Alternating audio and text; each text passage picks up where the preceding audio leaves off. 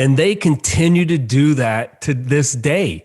Like they are literally changing their life, changing the lives of their families.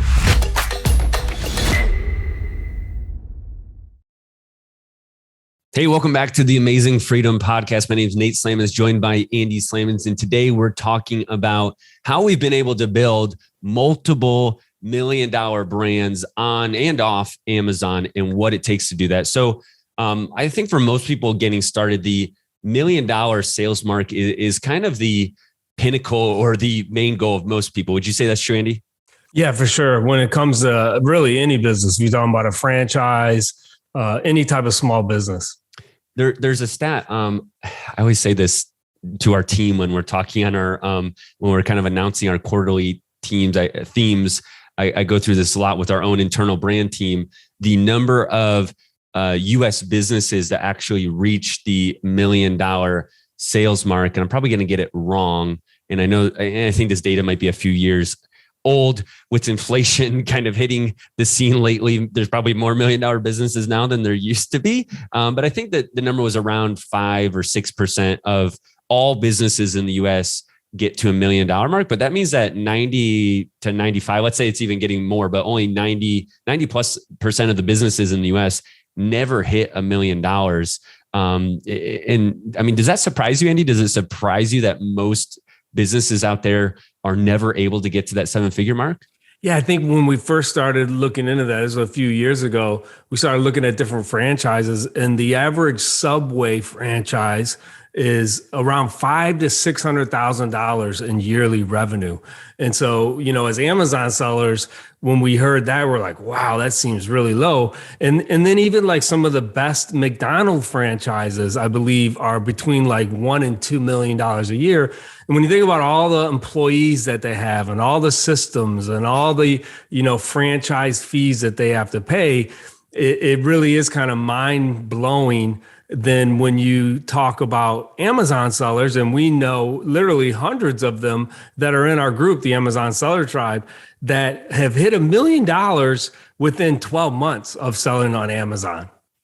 So how much of that in your mind, and for our listeners, obviously this is an Amazon e-commerce show, but how much in your mind is when it comes to what you've learned over, let's say, the past 8 years of being an entrepreneur? And I know all of that's been on e-commerce essentially, but how much of the success of building a business do you think comes down to being in the right vehicle? And I mean by that, like being an Amazon or an e-commerce seller, and how much of it is the expertise and knowledge and just hard work and principles of someone who's building the business? Like if you were working as hard as you've been the past 7-8 years on a completely different business, not e-commerce, and I know this is all theoretical, but do you think you would have gotten to the $1 million mark? And now the 8-figure mark is a totally different discussion, even from 7 figures. But do you think the 7-figure mark? How much is the vehicle versus the hard work?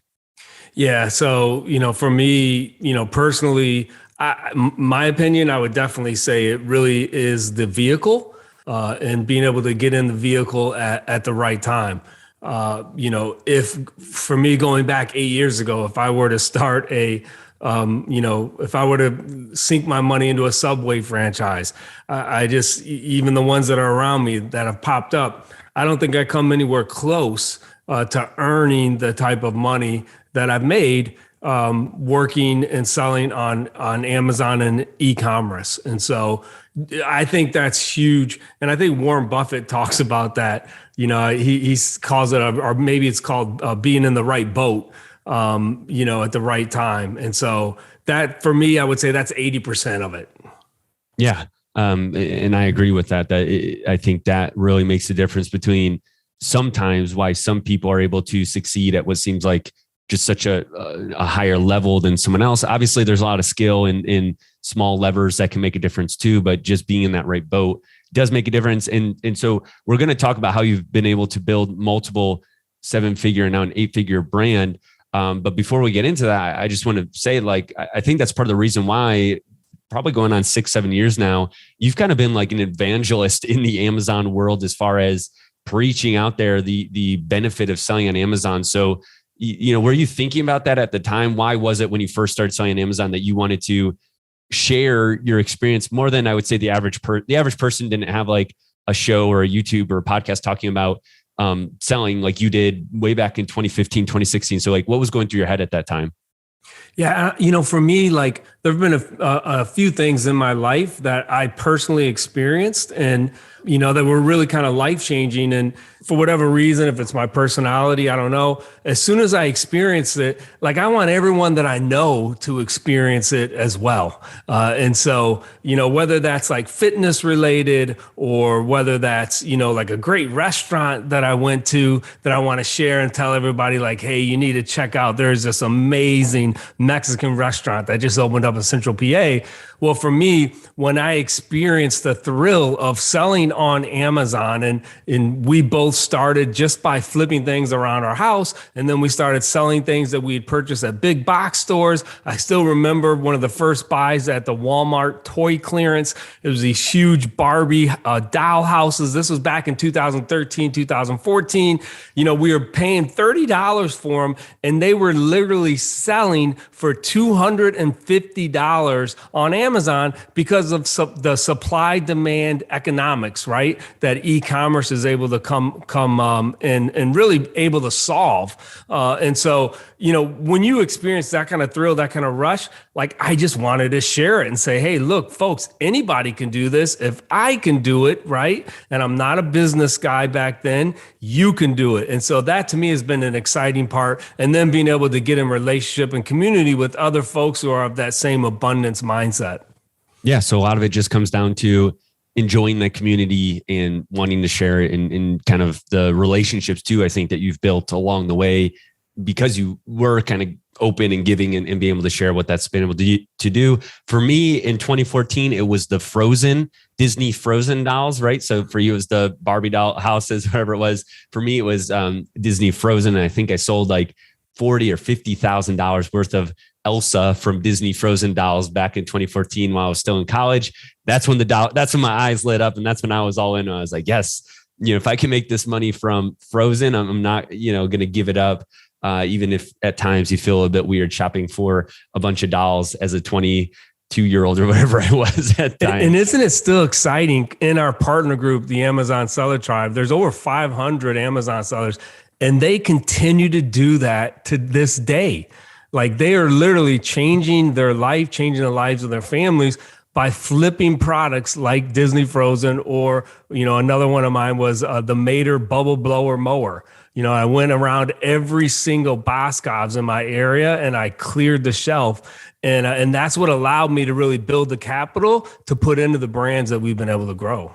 Yeah. I talk about this a lot at different events we host or do, but one of my biggest regrets is probably that I actually let my arbitrage business kind of die when I was building the private label brands that we've built. If I was to do this over again, I would have set the systems in place and hired the right people to keep my arbitrage business going. Our partner, Gary, actually is doing still, over 2 million a year on arbitrage now that he's built up over the past 5 years or so. And I started way before him, right? And I feel like I would be there still today, even if it didn't grow tremendously year over year, even if it saw kind of a couple percentage points growth, that cash flow it provides is valuable, right? And so if you're in a similar situation where you're selling one method, whether arbitrage or wholesale or building a brand, and you're thinking of starting another brand or building a new business outside of e-commerce,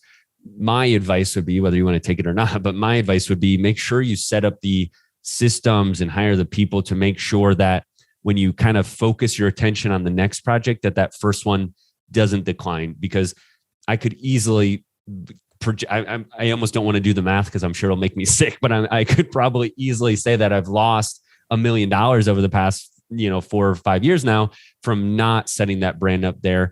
But in hindsight, it's easier. At the time, I didn't know how to hire people. I didn't know how to create the systems. I've learned a lot of that just in the past 3 or 4 years. So definitely a good lesson, I think, for me personally, that I'm going to do my best to not let that happen again with the next business or the next thing I do. What would your thoughts be on that? Yeah, for sure. 100%. We referenced Gary a little earlier. I mean, that's over $2 million, and it's online arbitrage. So he is part of the list that we actually provide for a number of sellers. Those come to his email. He has different buyers that purchase those products, and he's able to send them right back into Amazon from all of these, literally thousands of stores that you can purchase now products online, and he's built a phenomenal business by it. Yeah, super, super smart. He runs a couple other businesses too, so that's not all that he does. Really, really smart guy and a great coach. So that's the Amazon Seller Tribe, by the way. Go to amazingfreedom.com if you do arbitrage or you want to get an arbitrage and you don't, and you aren't in the group right now. This is a group you need to be in if you're an arbitrage seller. Definitely the best arbitrage Amazon selling group in the world, the Amazon Seller Tribe. All right, Andy. So selling your or building multiple 7-figure brands at this point, I have to ask, like, was it luck? Did you just stumble into it? How have you been able to build not one, not two, but multiple, 3, 4, I'm not sure the exact number, but more than $2 million brands and now an 8-figure brand? I know you have a couple things that you feel like have been huge in being able to repeat the success, not just get lucky once, become a gazillionaire and be done, but be able to do this repeatedly. And I think that's in any business or industry, like you can, I think there's sayings out there, like you can do anything once, but to do something repeatedly, usually you need some kind of formula or system. So walk me through that. What would you say is the number one or some of the top things you've been able to do to create multiple $1 million brands on Amazon? So what I would say is the very first one is it's the product selection. You have to know the niche that you're selling in. And then when it comes to e-commerce, you really have to know those keywords that you're going to be going for that product that you are selecting. And so, whereas in the past, a lot of customer purchases, right, are brand generated. Well, now because of Amazon and because of e-commerce, it is a lot more keyword generated. And so, if somebody is searching for a product, they're not just going to type in a brand name, they're going to type in those keywords. And so you really have to know. I'll give you a good example. We've talked about this before. If you were to pick a massage gun as your product that you wanted to sell on Amazon right now, there's really no way that you're going to be successful because there's so many other sellers who sell the exact same thing and who are going for those keywords, competing for those keywords that massage guns are going to be found through. And so you would end up spending literally thousands and hundreds of thousands of dollars on Amazon sponsored ads trying to get your product to show up in search. So product selection, I think, Nate, is probably the biggest, the number one factor when it comes to success private labeling. Yeah, I think we've said for years now, 80-90% of success comes down to picking the right product. And so how much, I guess, walk us through just briefly before we move on to your next tip, like how much time and energy do you spend on looking for a product before you pull the trigger on it, basically? Yeah, so that is really where the work begins. And it takes hours to be able to comb through those keywords, see what comes up, in Amazon organic search, try to see what other brands are advertising on those keywords. Are there video ads running on those keywords? So it takes a really good amount of time to be able to filter out products that you think that you can compete with on Amazon, as opposed to products that are just way too saturated. Yeah, makes sense. Okay, so product selection being what you feel like the number one reason you've been able to create multiple $1 million brands on Amazon. Give us the next one. What else has been able to help you repeat this success? So, you have to be able to have the product. So you got to make sure that it's not too competitive. But then the second thing is you have to make sure there's enough demand. And so, we have a number of people that come to us and they may have a hobby that they're really into. And in that hobby, there may be a product that they're thinking about. However, there may not be enough demand for that. So they may be in love with it themselves. I'll just take an example, like maybe it's a biker and they have a specific holder for a type of watch that they have, and they can put it, their watch, they can put it on their bike if they want, as they ride. However, if there's not Amazon customers, right, who are searching and putting in those keywords for that watch, there's not going to be enough demand. And so you're going to do a lot of work potentially to bring that product to Amazon. And you may only have 5 sales a month because there's only 5 other people like you who are into that hobby and have that specific watch and want that watch, somehow attached to their bike. And so, the second thing I would say is you got to be able to predict and kind of understand, is there enough demand for that product?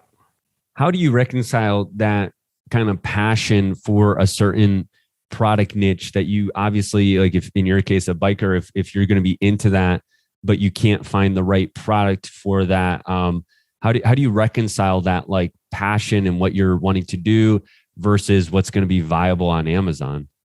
Yeah. So, a few things. One is sometimes that can be really good because you might have a deepened knowledge of that product or of that niche because you've been into it, but it can also be a double-edged sword because you might be blinded in thinking that everybody looks at your hobby or looks at the niche the way you do, and that's not necessarily the case. And so, you have to be able to somehow test out that theory.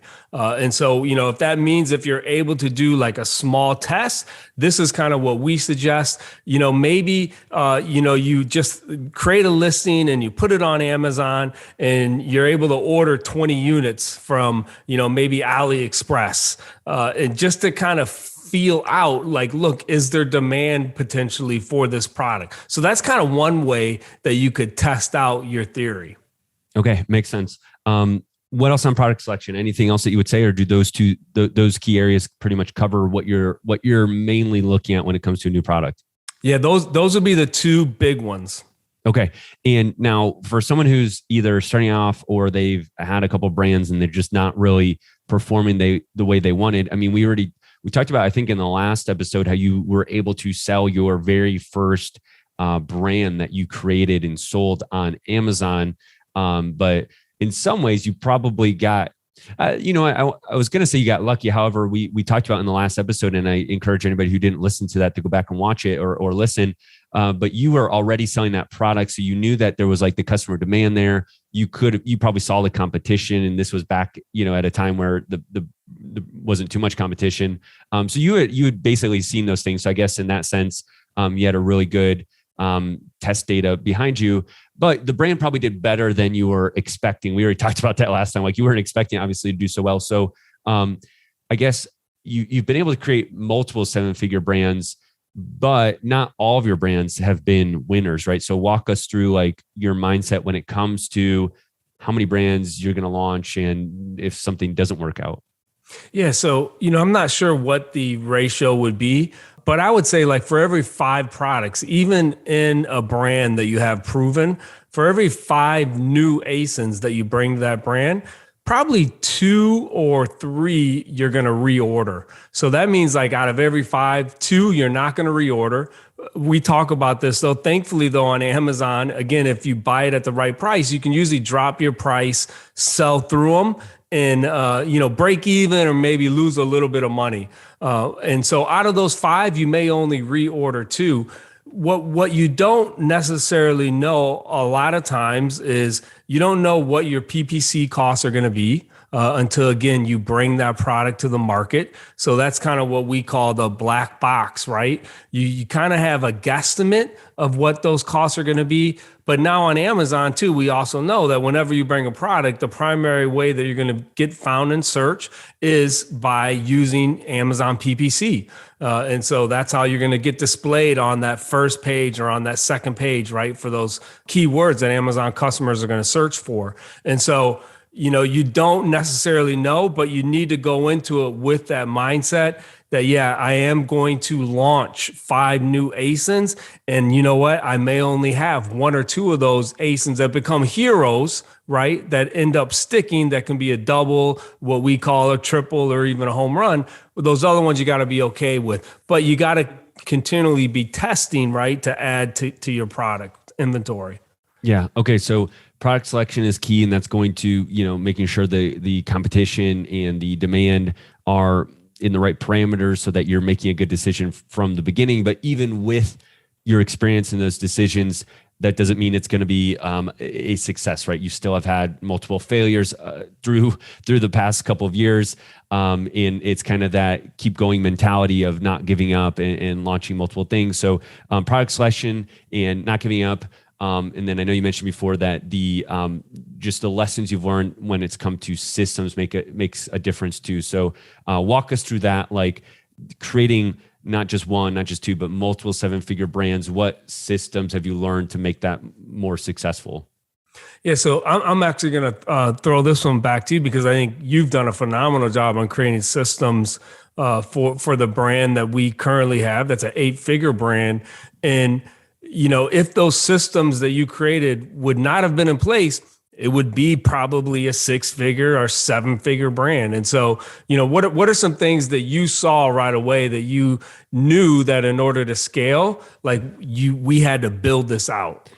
You think it's hard to set an exact number on stuff, but I would say in my experience of what we've seen that, once you get past about the $500,000 annual sales mark, and I know it's different for every brand and niche depending on how many SKUs you have and what's going into it. But typically around there, it can get difficult to go beyond unless you are in doing it all yourself, I guess is what I'm trying to say. You typically need to have some partners or employees that you're hiring or team members that can help you scale further. So I would say, to me, to be able to repeatedly create 7-figure product lines or brands, it really comes down to having the right people in place that can help you get there. So with our 8-figure brand that we took from 7 to 8, obviously all brands go through that progression, but we were able to hire the right people that ended up being the communication between the suppliers, so that we weren't every single night talking to Chinese suppliers all night and being tired in the morning. We have some really good partnerships, like Steven Peterson, who's the host of the e-commerce momentum podcast. He actually helps run the warehouse fulfillment task and side of our business. So that's been a really valuable partnership for us that really any 3PL could do in some ways what he's done. But I think we've done a good job of creating a partnership where when things come up like challenges or extraordinary circumstances, Steve has been able to go above and beyond what a typical 3PL has done for us. So that's something I think that's allowed us to create multiple 7-figure brands, because you've kind of always operated out of that warehouse for how many years now? How many years have you and Steve been out of there? I believe we've been there for 5 now. Yeah. So I don't think you were selling $1 million before 5 years, or you were maybe close, but since then been able to make multiple 7-figure brands. So that's made a big difference, I think. And obviously we've been partners on not all of the brands, but several brands that have done well. And so I think that makes a big difference. So having the right partnerships, hiring the right people, and outsourcing and delegating. And then I don't know if this is necessarily a system, but I would say something that we personally think is really important. And I know this isn't like the aggregator strategy at all, but people who are buying businesses like aggregators that are coming from the whole VC world, where they're getting venture capital and they're not starting the business from scratch. And it's just a totally different world than we've experienced. And I think most of our listeners are a part of. And so I would say that doesn't apply here, but for most entrepreneurs starting a brand on Amazon, literally from zero, like we've done with all of our brands, it's important to bootstrap and just be really financially conservative and disciplined when it comes to building the brand. So we've mentioned on previous episodes that, the amount of work that went into creating our 8-figure brand took years of back-end work. And that meant we weren't taking any money out of the business. We were trying to keep expenses as low as possible. So we didn't hire our first employee until, like operating the brand for several months of actual sales and answering phone calls ourselves and those things that, I would not want to go back to now. But at the moment, we felt like we had to bootstrap and do. So I think the reason you've been able to build multiple brands is because you've taking this similar approach to doing as much as you can on the front end, working hard, bootstrapping. Because if you are a little bit more lenient with your finances, I think it's just easier to run into that up and down cycle that all brands go through. Inevitably, you're going to hit a downturn valley, some kind of problem. And if you have scaled up too quickly without the right people, or you've just put too much expenses on the business, you can go bust, right? And so I think that's been a key for us. I mean, think about it. We both started in our garage, in our basement. Even think about Jeff Bezos. His first desk was a door. And I remember he cherished that desk. He had two 2x4s basically holding this door, and that was his first desk. And so we're definitely fiscally conservative when it comes to starting a business and bootstrapping, and we think that's the right way to do it. Yeah, so it's slower, but it's worked out for us over time. And I think, again, we've said this for years and years now. We are in the e-commerce game for the long haul. We think that we're still in the early innings of even Amazon, but definitely e-commerce, because who knows, channels will come and go.